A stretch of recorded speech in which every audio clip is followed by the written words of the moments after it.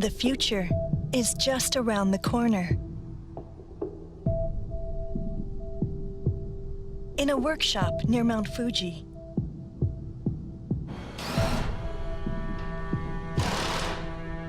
a curious being has appeared. It's 3.8 meters tall and weighs 4 tons. It is a giant humanoid robot named Kuratas. Kuratas is a contemporary artist's creation.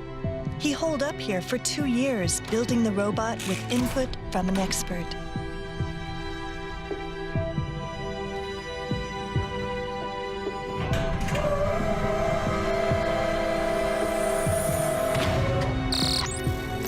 He calls Kuratas a work of art, but it's a sophisticated piece of machinery. A person seated inside can control the robot, move its limbs, and grab things.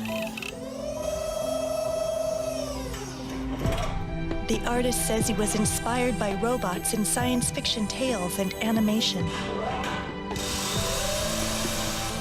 That vision sustained him as he worked in solitude.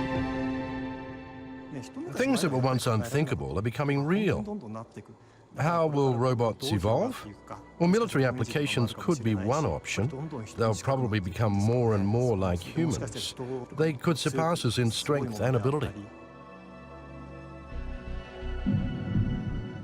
People long dreamed of creating these extreme machines. Now, humanoid robots are here.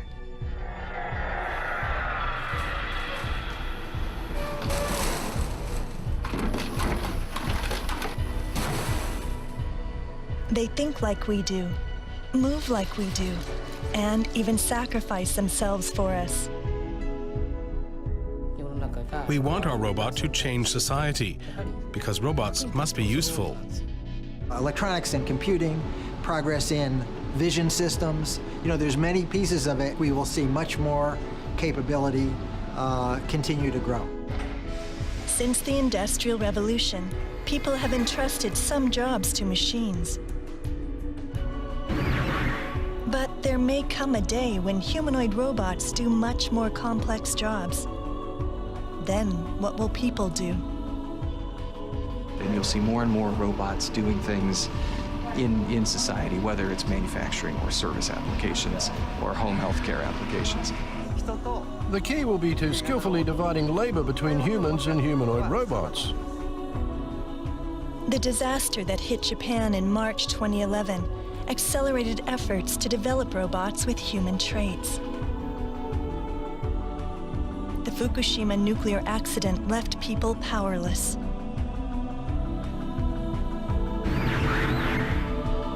Robots can take over when things become dangerous. They can plow through rubble, climb ladders, even make repairs. People are turning to humanoid robots to handle all of these tasks. We're eager to launch it soon to end the crisis. By joining forces, we can make a truly useful contribution. Only a humanoid could do it. The day will come when robots will really assist mankind. The nuclear disaster in Japan sparked explosive advances in humanoids at the front line of robotics development. This program explores the future that's fast approaching.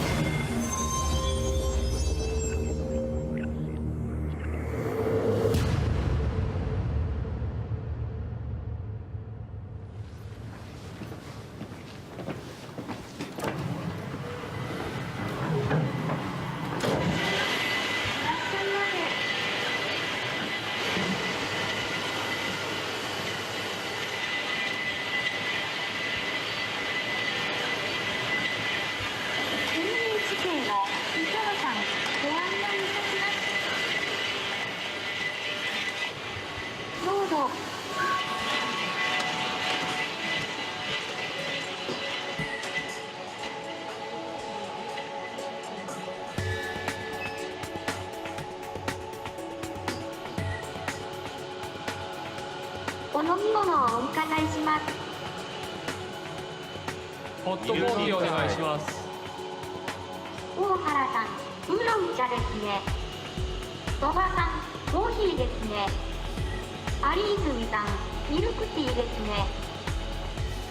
それでは少々お待ちください。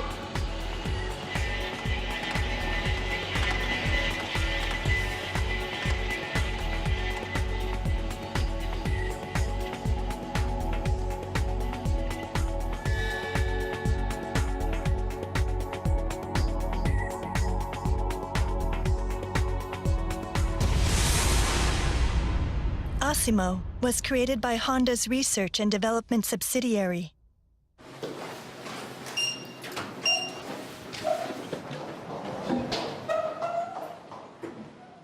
We were allowed to film their top-secret robotics laboratory.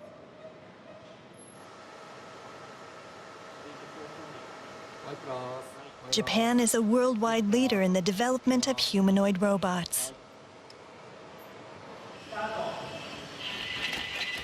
Asimo is the country's crowning achievement. Engineers continue to make improvements.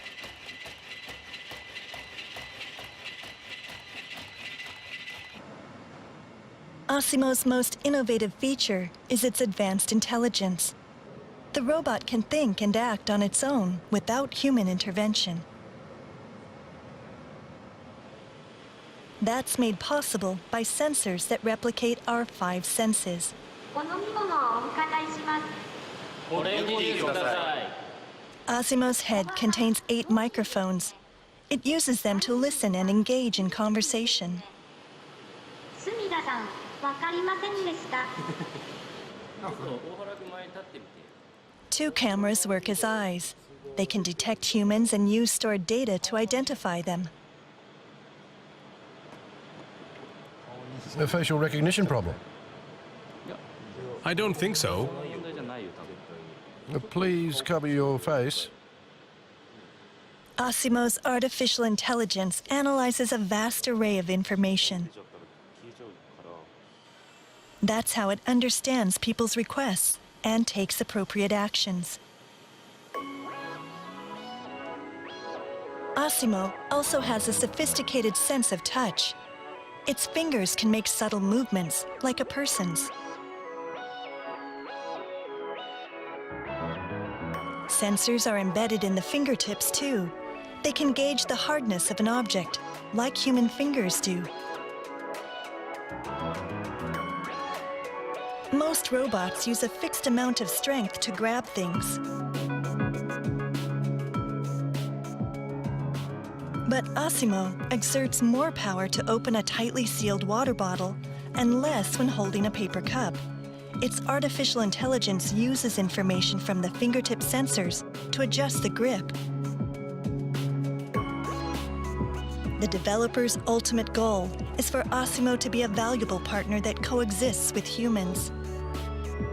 The engineers who created Asimo all grew up watching animated shows about robots, such as Astro Boy, Doraemon, and Gundam. They dreamed of someday making their own. Satoshi Shigemi is the development team's leader. He has been designing robots for the past 16 years. From the beginning, we wanted to design a robot that could help people. To realize that dream, we're constantly asking ourselves, what kind of robot would be able to change society, make people happy, and make life easier for people around the world? Our idea is to create a robot that will change how people live. We're working through the technological issues, one by one, in order to reach that goal. Asimo's advanced physical capabilities are revolutionary. The robot can walk and run. It can reach speeds of up to 9 kilometers an hour. For robots, walking is much easier than running. When running, both feet momentarily leave the ground. Balancing in midair is no easy task.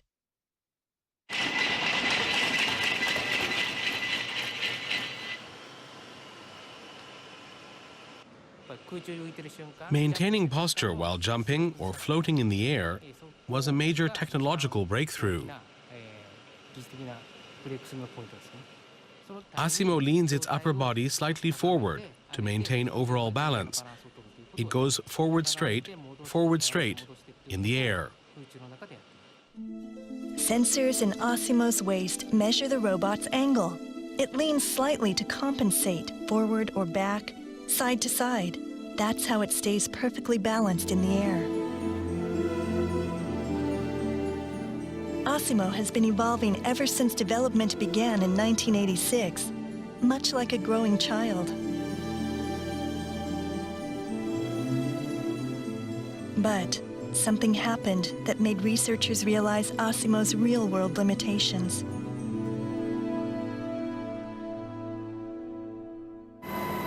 It was the accident at Tokyo Electric Power Company's Fukushima Daiichi nuclear plant.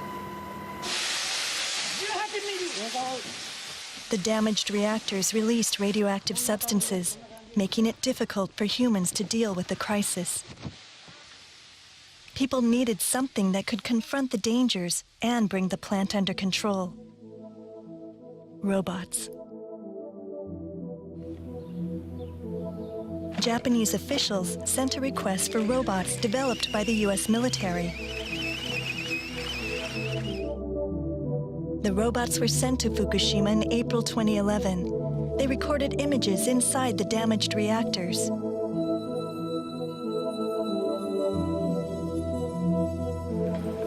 Since then, a variety of Japanese robots have been enlisted as well. Robots have proven to be useful, but 2 years after the accident, they're only used for inspections. They're not able to do all the work of humans. What about Asimo? Right after the disaster, people flooded Honda with phone calls and emails asking the company to send Asimo to the Fukushima plant. But Asimo wasn't up to the task. It could move nimbly over an office floor and other flat surfaces, but large vertical gaps and obstacles were a different story. We heard from many customers. We ourselves regretted that Asimo couldn't be of help. It was obvious that Asimo we had built wasn't ready for real-life action. We realized right away that we needed to make something different. Something new that could offer immediate assistance. Honda wasted no time. Company officials offered to create a robot free of charge to assist TEPCO in the recovery. TEPCO accepted. Officials asked for a robot that could open or close valves inside the nuclear plant. We wanted to flush out radioactive materials that remained inside the pipes and bring down radiation levels in the facility. That was our first goal. Unless we opened or closed the valves, the area would remain highly radioactive, and that would prevent workers from entering the facility and impact the entire decommissioning schedule. How many valves are there? Each unit has from several thousand to tens of thousands of them. In July 2011, 4 months after the accident, Honda began designing a robot for use at the nuclear plant. Members of the Asimo team were put in charge of the project.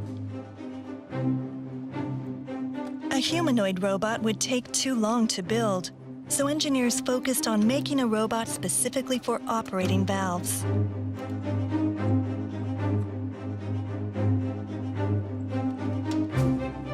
Asimo was crucial to their efforts. Its ankles employ advanced balancing technology. Developers reasoned that using it would allow the new robot to work inside rubble-filled reactor buildings.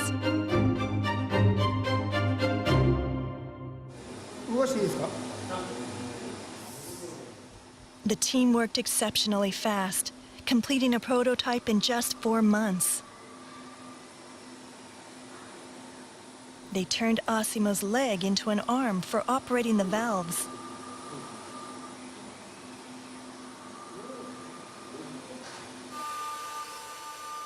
Even when the base moves, the arm remains steady.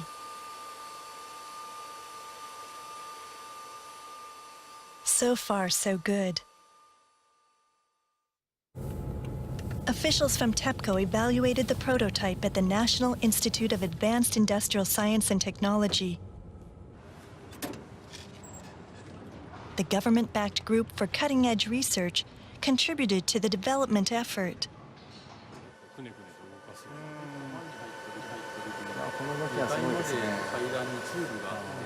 A TEPCO official couldn't take his eyes off the robot's movements.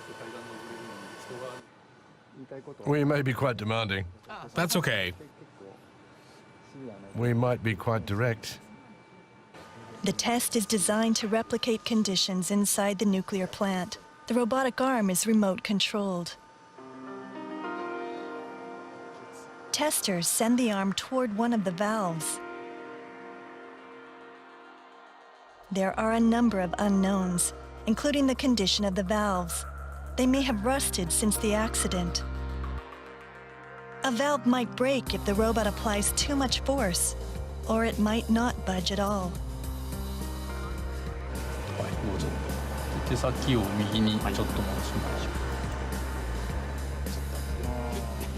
The robot uses just the right amount of force and turns the valve on the first try. It's passed the test. This robot can do more than inspections. It could help in the recovery effort.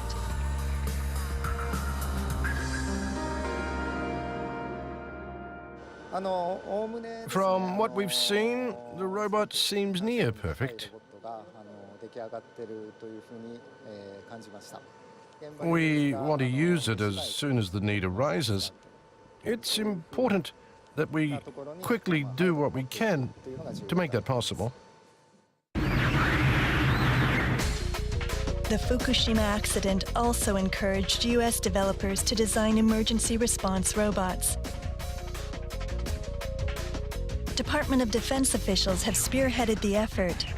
Before, they had shown little interest in humanoid robots. Now, they view them as vital for disaster response. The architect of the new strategy is Gil Pratt of DARPA. He oversees funding for leading-edge research at the Department of Defense. There are many aspects of disaster response in Fukushima that inspire people in robotics to work on new capabilities. If they were able to take action during those first 24 hours, then the first reactor maybe would not have blown up in an environment that is too dangerous for a person to do. And what's important to us is that the robot is compatible with human environments, compatible with human tools, and also is compatible with human operators without special training. As a result of that, the easiest form that comes to mind is the human form. DARPA is backing the development of a humanoid robot for catastrophes, such as nuclear power plant accidents. This company is leading the development work. It has already built several military robots. Okay, I'll show you the current status of the robot. This is the first American-made humanoid robot for disaster response. It's called Atlas.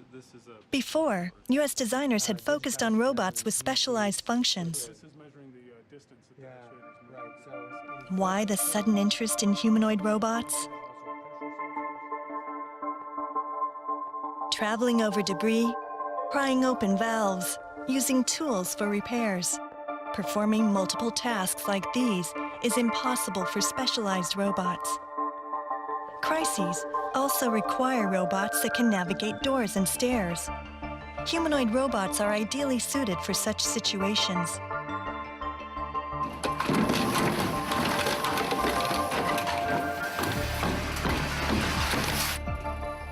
Tests of this prototype were going smoothly. It can easily climb stairs and jump from a height of nearly a meter. It can negotiate obstacles using its arms and legs. It can already handle more demanding environments than Osimo can.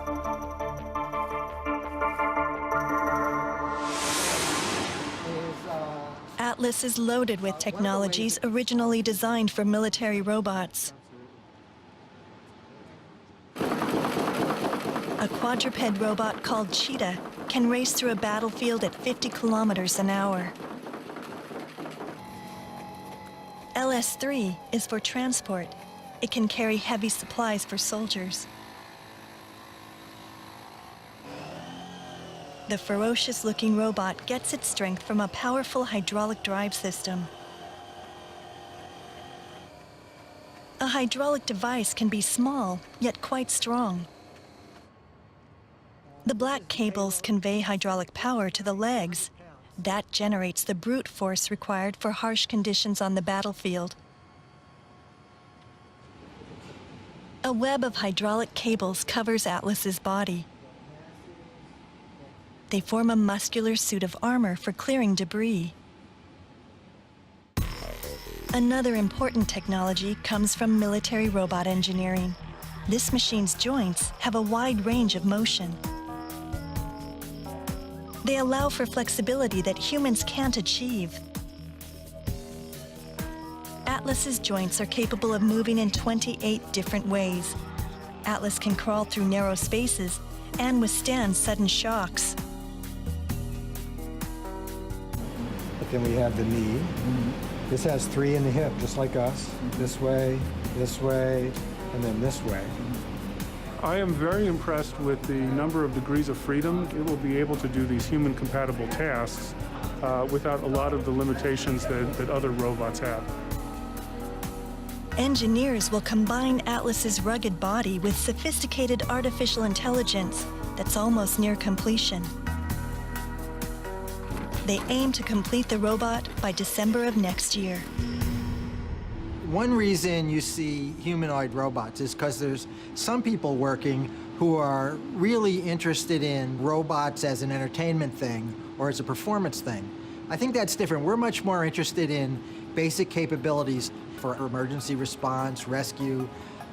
So I don't think Osimo has been designed to do those things yet. U.S. engineers stepped up their efforts to develop humanoid robots after the nuclear accident in Japan. Japanese researchers are embracing the same mission.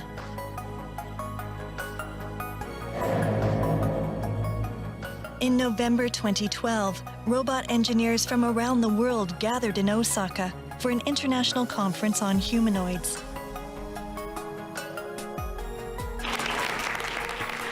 Gil Pratt from DARPA was one of the participants. He came to invite engineers to join a project sponsored by the U.S. Defense Department. Okay, March 11th. After 24 hours, if only a robot had been there to go and open that valve, the entire disaster could have been averted. But we didn't have one. And furthermore, we didn't have anyone that could do the job. So shortly afterwards, we actually started planning the DARPA Robotics Challenge. They have 2 degrees of freedom, not 1. The Robotics Challenge is a competition to develop emergency response robots for major disasters like Japan's.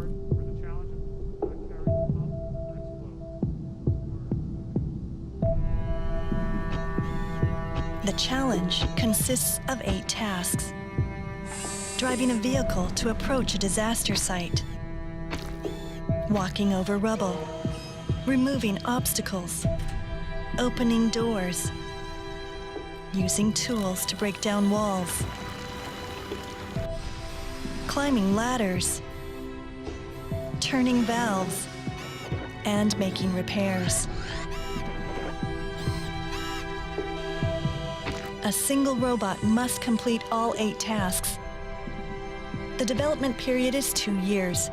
DARPA will provide contestants with funding of up to $4 million. DARPA has received over 100 proposals from research groups worldwide.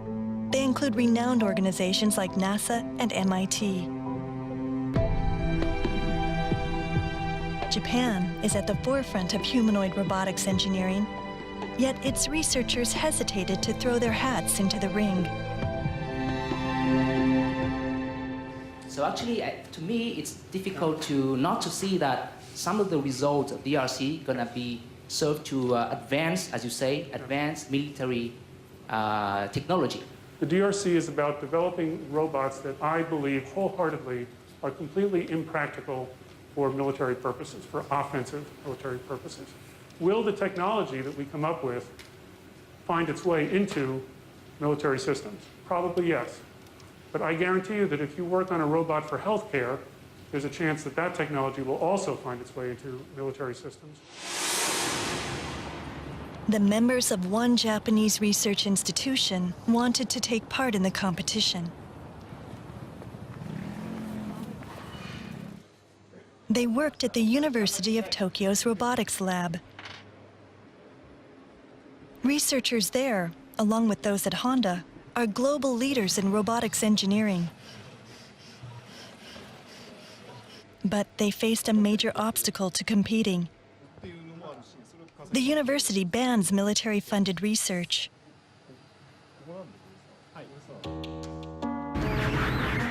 Three researchers made a decision. They told the university they were leaving. Then, they decided to set up a venture company and enter the DARPA Robotics Challenge. They couldn't shake the feeling that they should leave their quiet university lab and help resolve the nuclear crisis. Yes. 6 months after launching their venture, the team had just completed a prototype with help from university graduates. Its long arms can exert 10 times more force than those of conventional humanoid robots. It's too tight to turn with one hand. It can easily turn a valve that's too tight for a person to turn.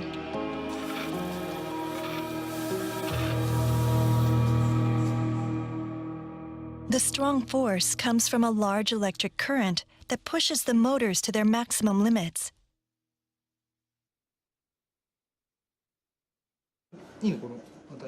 A reddish fluid circulates through the robot's body.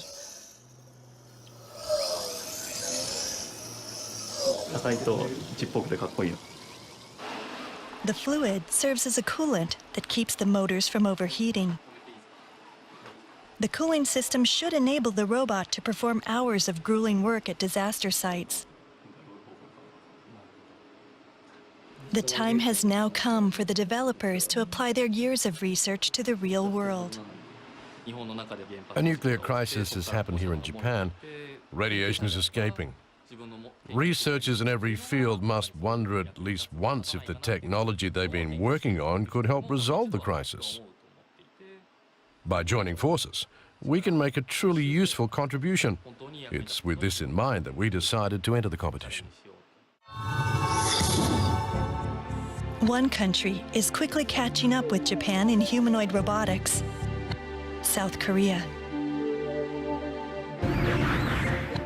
KAIST is a government-funded lab for the advancement of science and technology. Researchers there were among the first to express interest in DARPA's robotics challenge. This humanoid robot is called Hubo. It's modeled on Osimo, which Honda spent 14 years developing. Hubo was built in just 5 years. Hubo deftly manipulates its hands, and it's also good at dancing. Its moves look just like Osimo's.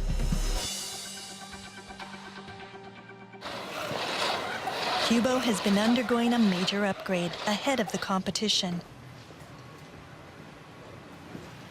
It can now bend backward at the waist while walking to handle all kinds of environments. It can quickly pick up tools.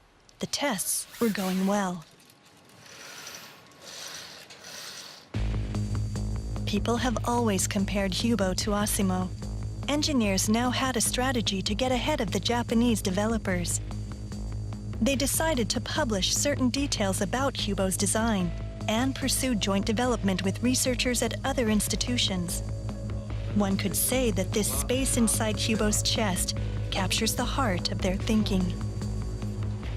It's empty now, but this is where artificial intelligence will be installed. It's removable. Hubo does not yet possess artificial intelligence. Its motions are as sophisticated as Asimo's, but Hubo's movements are all pre-programmed. U.S. universities that lead research into artificial intelligence will develop a brain for Hubo.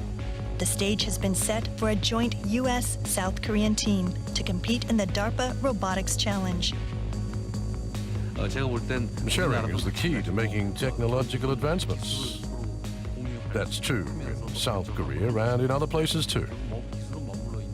Research shouldn't be confined to one place. People developing humanoid robots elsewhere are too close-minded. Researchers at Honda were also invited to enter DARPA's competition. But they declined. Their energies were focused on designing a robot to tackle Japan's nuclear crisis. Nearly a year has passed since Honda's robotic arm passed evaluation tests, but the device has yet to be deployed to the nuclear disaster site. That's because officials at TEPCO requested a change in specifications. Engineers have replaced the valve-turning hand at the end of the arm with a camera.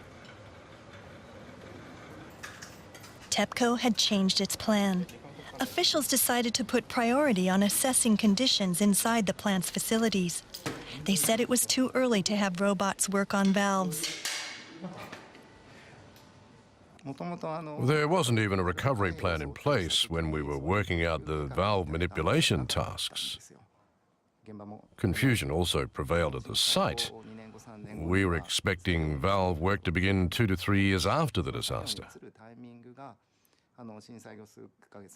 But the timing has ended up being later than what we'd assumed, 1 month into the crisis.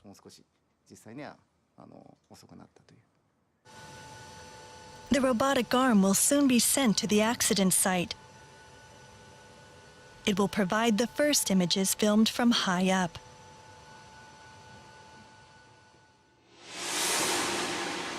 The robotic arm was not the end of Honda's efforts.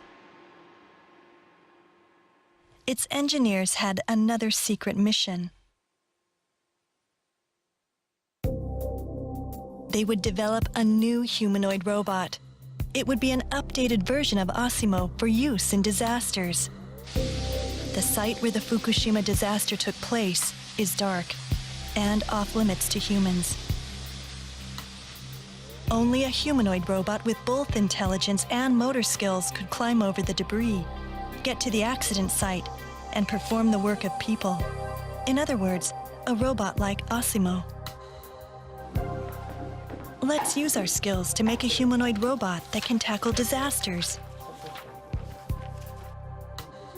Asimo's engineers were united by this idea. The robot they envisioned would not only walk, but also use its arms to crawl. It would use every means possible to reach its destination. A dramatic update would be necessary. A disaster reduction robot would be useless if it couldn't get to the site. It's important to get to the scene no matter what. Disasters create all kinds of debris that crumbles easily or breaks when stepped on. It's because it's dangerous that robots replace humans. That's what makes them valuable. A robot that couldn't get to the scene would be totally useless. Honda's engineers began developing robots in 1986 with the goal of making people happy. 27 years of research is now being put to the test.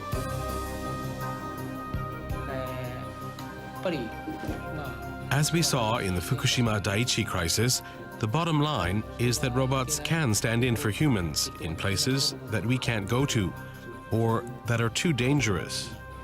I am committed to delivering what's needed, when needed, in the shortest amount of time. The accident in Fukushima spurred the development of humanoid robots around the world. The disaster also prompted people to question the roles of humans.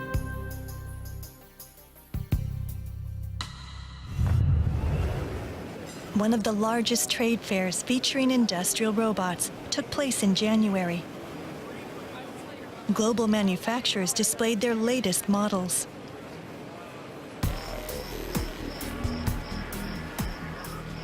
Companies are developing more and more two-armed humanoids for industrial use.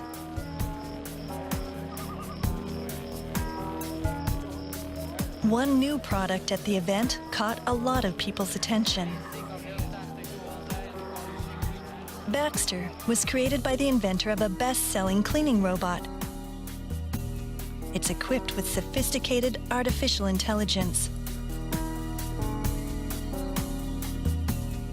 Baxter is designed to work side by side with people in factories and other settings. The robot's most unusual feature is its ability to master a task in a matter of 5 minutes. All that's required is step-by-step manual instruction. No complicated programming is needed. Let's pick up this part. So you bring the arm to the part. Yep, just like that. So we have the part. Close the grasp. Yep. Grab the arm and bring it to the table. And then I emailed him and kind of talked to the police and whatever. And like, you know. Anyway, on that, it's fine. So you just pick. I did a pick and a place. And at this point, you're already able to do the task. So if you I can move that over there. It's going to look for the object. Kind of talked to the police and whatever. You can do this task back and forward, and you already built some common sense. You really need to grab back. You'll be eventually possibilities for that. We can do it ourselves. Sure. The expression of the face on the LCD screen shows whether or not the robot has understood the task. Baxter costs $22,000, a bargain for a humanoid robot. The maker says buyers can recoup their investment in several months and slash labor costs. I'm very impressed with it. I work for a small manufacturing company, and we have some older employees who are looking to retire. And there's some tasks that Baxter could do for us very effectively. Plus, it would be cheaper than employing a person. It's not going to get tired. It's not going to need to stop. It'll keep running while everybody else is taking their lunch. The Boston-based manufacturer has a flood of back orders.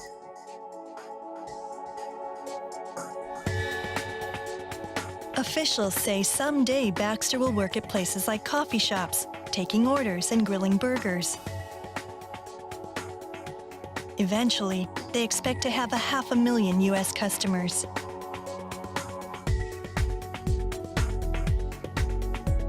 Today we're focused on manufacturing, and there's a very big opportunity in manufacturing, but there's lots of other places that a robot like Baxter could go.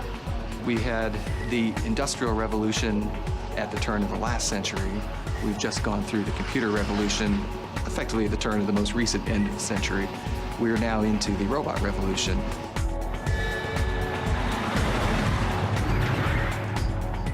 Will people and robots someday compete for jobs?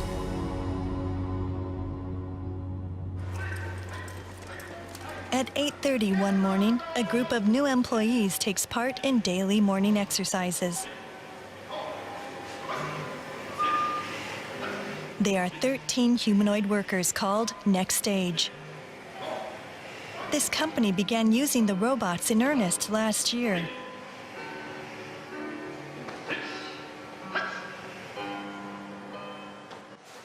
They have 2 eyes and are just like humans. They're cute. This factory manufactures money sorting machines for cash registers. The humanoids work on a production line that was previously manned entirely by humans. The robot visually confirms the parts set in place by a human worker. Then it begins its task.